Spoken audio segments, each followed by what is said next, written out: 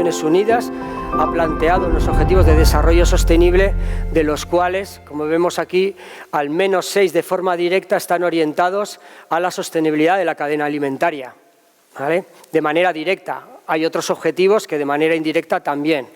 El Green Deal, el Pacto Verde Europeo, del cual hay un eje muy importante que es de la granja al tenedor, ¿no? De la granja a la mesa, de toda la cadena alimentaria, y tiene unos ejes de reducción de las pérdidas alimentarias y del desperdicio alimentario, un consumo sostenible de alimentos, una producción sostenible y también un procesado y una distribución sostenible, es decir, hacer sostenible toda la cadena.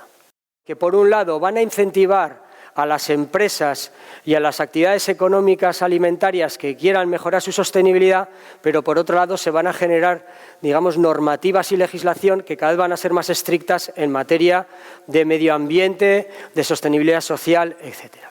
Todas las entradas de uso de agua, energía, etcétera, y toda la gestión de las emisiones, de los residuos, de los vertidos, generan un coste.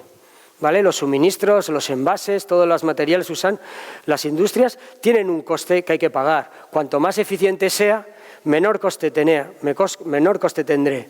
Y cuantos menores pérdidas que gestionar, también tendré menos costes. Por lo tanto, digamos, mejorar la ecoeficiencia del sector alimentario redunda de una manera muy importante también en ahorro de costes.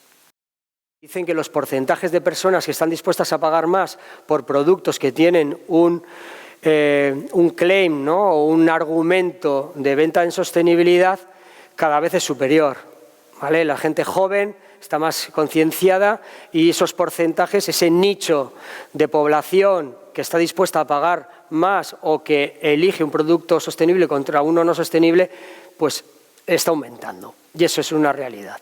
Cuando se está diseñando un nuevo producto para el futuro, viendo esas demandas que tiene la persona consumidora en el futuro, pues se empieza a diseñar el producto, cómo va a ser, qué formulación va a tener, cómo se va a fabricar, qué materias primas va a tener. Y es en esos momentos donde se puede hacer un análisis ambiental teórico de qué impactos va a tener para poder mejorarlos desde el inicio.